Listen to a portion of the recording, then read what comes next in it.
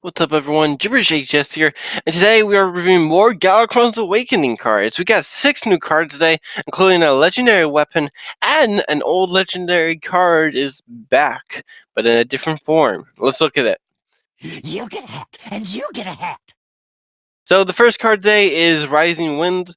Rising Winds is a 2-cost Druid spell. It's a common. It says Twin Spell. Choose one. Draw a card or summon an eagle, a 3/2 eagle. So this card is pretty good if you think about it. It has a good. The Twin Spell makes this card from like a standard card to actually something playable. And then the fact that it's a choose one makes it go pretty well with the quest. So I actually can see this in Quest Druid. With other decks, I don't see it like that. Maybe I could see it in something like Treant Druid. But besides that, I don't see too much play for it. But in the deck that it will be in, it'll be pretty good in, I think. So I'm going to give this card 4 out of 5. Arcane Amplifier is a mage elemental, and it says it's a 3-cost 2/5 common, and it says your hero power deals 2 extra damage. So this card, the problem is we don't have a lot of synergies to go with this card right now. We do have the I forget her name, the Jahala card or whatever, the one that Battlecry, if your hero power is dealt 8 damage to this game, summon Ragnaros. So we do have that, but the thing is that ever since Baku and Gen have left the format, it's been a lot harder to achieve.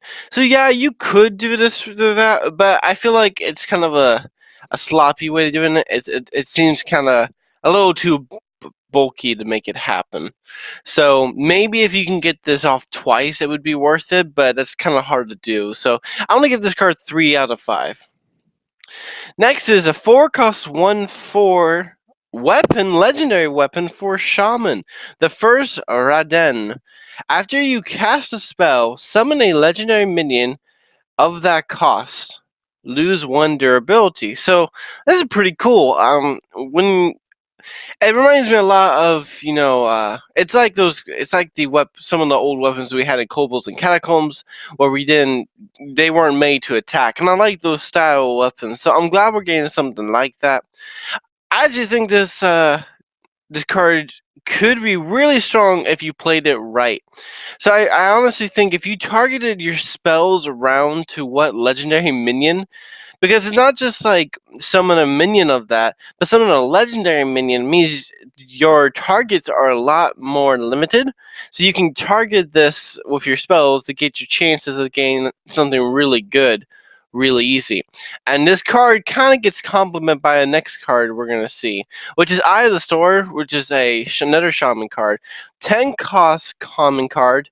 Summon 3/5/6 elementals with taunt Overload 3. So that is a big cost.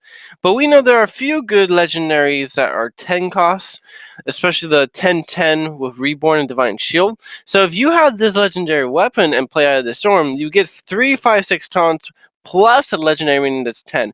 Now it's possible you can get some like King Ferris, I think is his name, and he's only a 5/5. But playing that, you would get then a 5/5 and 3/5/6s, which makes this card a lot more durable. Because this card on its own is not that good. It's not bad. It's just a really expensive and a big heavy down payment. But with the legendary weapon, it really complements well, I think, because there are only so many 10 cost minions that are legendary.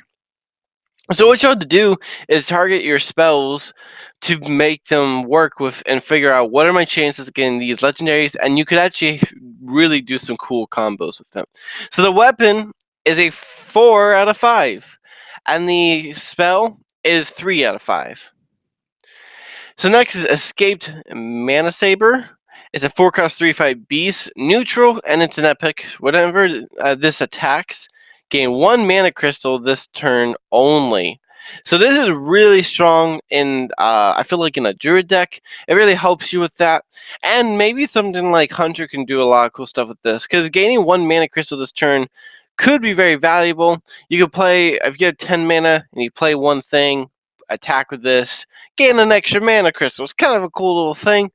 Um, The fact that stealth is really good, that way you get the chance to attack. I would much rather have rush than stealth, that way you just get the attack. But it doesn't seem bad. I like this card. It has a unique. We've never had a card like this before, so I do think it has some potential. So I'm going to give it 4 out of 5. And finally is Sky General KRAGG. He's a 4-cost 2/3 taunt. Legendary minion for neutral. He's a pirate and it says taunt. Battlecry, if you've played a quest this game, summon a 4/2 parrot with rush. Now I have heard some people say that this card's a little underwhelming when you think about it. And I could see that. This seems more epic quality compared to cards uh like Scion, the 4-cost 3/2 dragon for Galakron warrior. This card does seem a little weak compared to that, but I do think it's good. The only problem is that it requires a quest and it's a pirate. So this you would want to play this in a pirate deck. But you don't really get the good effect unless you have a quest, and most decks that play pirates don't play the quest.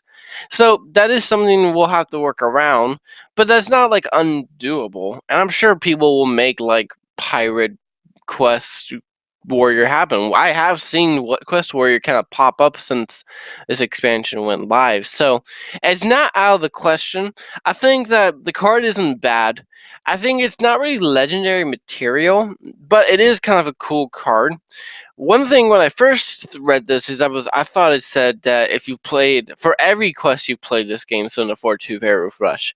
Now this would really make your side quests a lot more valuable, and I actually think that would have been a lot better. So maybe if it was a 5-cost 2/3 with taunt or a 6-cost 2/3 with taunt, maybe 5. Yeah, 5 cost is probably better. And then back rate for every quest you've played this game, summon a 4/2 parrot with rush. That would be kind of cool. So we don't know really how good this card would do until it comes in. It is a little underwhelming, which I understand that, but I do think it's not that bad. So I'm gonna give this card 3 out of 5. And there you go, guys. That is the review for more Galakron cards. We had 6, so that was a lot of fun. These cards are pretty cool, and I'm just happy to be getting some cards. Some people told me this last review was pretty disappointing. I think, hey, it's a little expansion. Not every card is going to be good, but hey, I mean, was every card good from Karazhan, Naxxramas? No, not every card was great. So we're going to get some cards that probably aren't that good, but don't worry. This little set is going to be a lot of fun for us. So I'll see you guys in the next video. I'll see you guys next time. Bye!